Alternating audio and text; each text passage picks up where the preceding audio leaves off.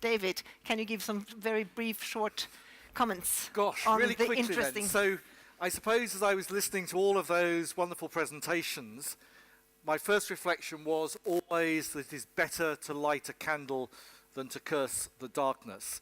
And of course we have huge challenges, but whilst ever we have people who will be committed to take some action to tackle it, there has to be faith and there has to be hope. I think Håkon's example of here on the co-op's own doorstep in Bergamo, the challenges that he faced, tells us, of course, that any organisation, any human organisation, will never get everything right. And it's not whether it is always perfect, but it is always how does an organisation respond when something actually goes wrong. And if you have a clear North Star, a clear sense of the purpose of the organisation, just as your own set of personal values, it will be much easier to be able to see this is wrong and to do something about it. I was very struck by the example that we had from Trude and from ETI, how difficult it is for individual companies to be able to act on their own. And that is why we are seeing the development around the world of so many more organizations like the Ethical Trade Initiative, like a whole series of different sectoral initiatives, the Marine Stewardship Council for trying to produce more sustainable methods of fishing, or the Forest Stewardship Council and so on.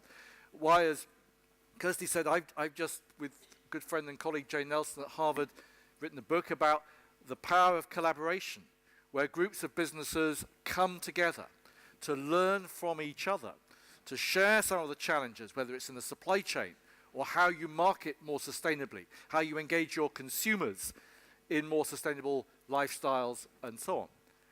So the power of collaboration amongst businesses, but also businesses working with other parts of society, working with the trade union movement, working with civil society organizations, often working also with governments.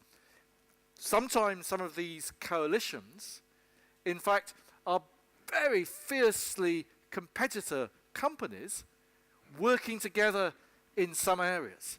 Now, sometimes that is regarded as a bad thing. It's antitrust and so on.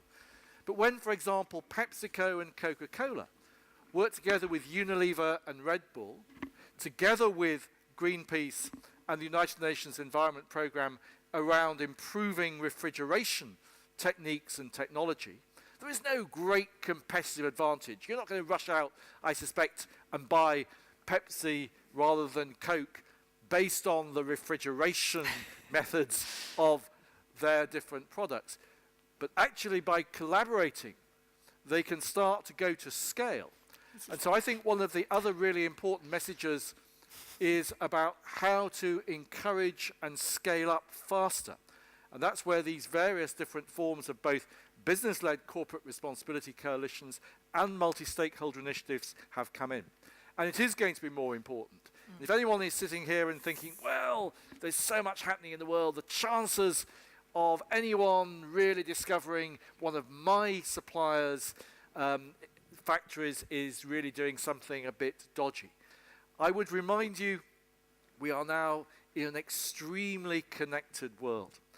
There is the sociological phenomenon of swarming, like bees or wasps, that suddenly media, and especially the social media, swarms onto a particular issue. Whether it's the Rana Plaza factory in Bangladesh, where tragically more than 700 people died last month, or whether it is a factory in China. There's a good book by Don Tapscott, the Canadian journalist, called Naked Corporation. In other words, in the era of global intense connectivity, everything ultimately is for the record. If transparency is the name of the game, then he argues if you have to be a naked corporation, then you better be buff. In other words, you better be fit.